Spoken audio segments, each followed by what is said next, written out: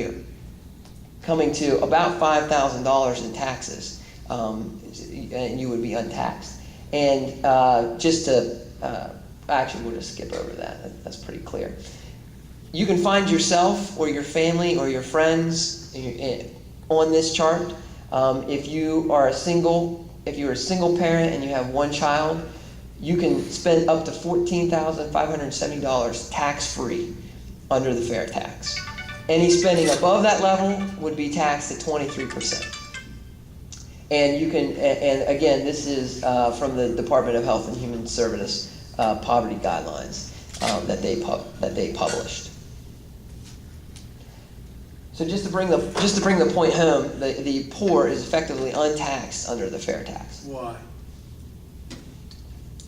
Because they don't pay any taxes up to poverty level spending. Why not? Because Why don't you pay taxes? Well, one of the biggest criticisms of the fair tax, of any national retail sales tax, is that, well, that's unfair. It's not fair to make poor people pay 23 cents for their gasoline and their natural gas for their house, when a rich person can obviously afford that. It's not fair to collect taxes on them. So as a result of that criticism, in the brainstorming sessions, when the fair tax was developed, the prebate was issued.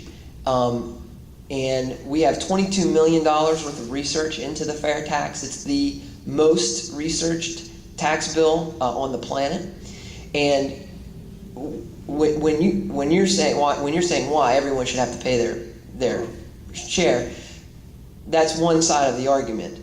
The majority of people that were surveyed and the majority of people who were tested on a fair tax bill preferred a provision like this. So that is why it was in there. Originally, in the original fair tax bill, it was not. It was 23% of costs across the board, everybody pays. Yeah. That's it. That's what we have. The problem we have now is entitlements. Now we're going to have a fair tax with an unfair entitlement. There isn't any. We're already starting it. Well, that's the point. That's all. Well, no. I mean, it's an interesting point. However, if you look at today's tax system, 50% of people don't pay any taxes at all. And this would be a much, much lower rate of people. And kind of the analogy I use is I agree with you. Oh yeah. But kind of for the rest of the people here, it's kind of the analogy I use is you have two apples, and one has a few holes in it, and that's the fair tax, and the other one is riddled with worms and rotten to the core. And you can point out a few holes in any tax system in any bill in Congress. There is no perfect tax system, but this is what we're comparing it to. So which one do you want to take a bite out of? And that's kind of what I'm talking about here. Any other questions real quick? You said something about gas tax. No, there's no. Paying taxes on... Would that eliminate the gas tax now? That's a state tax, I believe. I don't think that's a federal tax. So this is a federal. It's partly federal. Oh, is it partly federal? Yeah. Highway tax. I don't know of any provision in the fair tax that eliminates that specifically. And the fair tax doesn't touch state taxes at all. If you bought a gallon of gas, you'd have to pay 23% tax on it. Yes, you would. What about your house payment? If you bought your house brand new, if you built your house, there would be a 23% tax. Materials. But it's only on new goods and services. But if you bought a house that had already been built, that someone else built, no tax. It's only on, the fair tax is only taken out on new goods and services, not used goods or used goods. Okay, sir? Huge purchase like auto. Sure. There's a state in West Virginia called 5% privilege tax. That was still made in effect and be separate. So since the state would be separate with it. Correct. The fair tax is a federal tax replacement bill. It replaces federal income taxes.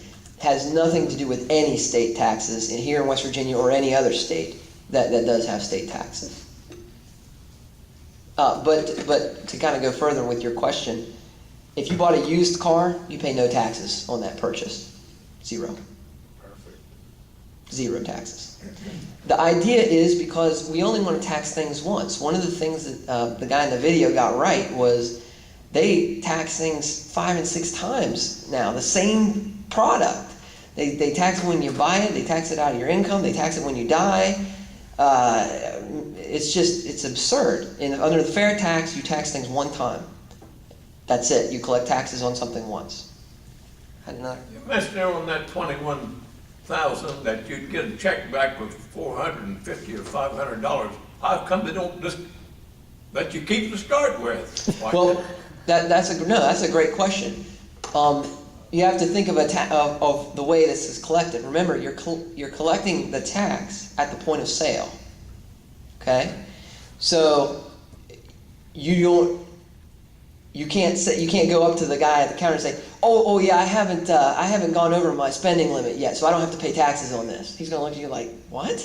Give me the taxes, you know what I mean? So that's why, because you have to collect from everybody. I mean, I suppose we could come up with some kind of card that kept track of how much you spent over the year and stuff. But I think the government has rated people's income much higher than what the people are really taking in. I noticed it seems like they have, they think the average person today is making around $80,000. Well, I guess if you work for the government, you are. But Robbie, if a guy bought a share of stock, okay, he would pay 23%, right? no. Capital gains is eliminated. No, I'm getting. I'm buying a share of stock. No, I don't believe so. I don't believe so. That's not.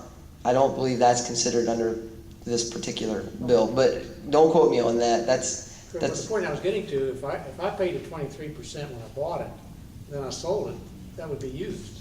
Yeah, that securities and money. That I'm not sure about that, but that doesn't sound right to me. I've never heard anything about paying taxes on stock purchases. Yeah. Well, the fair tax doesn't tax savings and investment, so I'm guessing that probably falls under that. Pretty, that I can blanket. say buying a house is an investment too. So. Well, it is, but it's also a good, and that that's different. I mean, you're right. It isn't. It has real estate is an investment, but it's a good. It's a physical, tangible good. So a stock is not, so to speak. And plus, it's part of it. It's a savings. Usually could be considered savings. Then if you were, how would you handle something like capital gains then? Yeah, I'll get to that in a minute. Okay, good. You mentioned the original fair tax. How long has this been before Congress? This has been over 10 years, actually. This bill has been knocking back and forth. And how many backers do we have? Over 60. We have over 60 co-sponsors. It's the largest co-sponsored tax bill in Congress. I think the nearest flat tax bill has 4 co-sponsors. What is going to be the amount of tax, and how are you going to protect that it just doesn't go up every time Congress decides they need a bunch more money? Which We, is all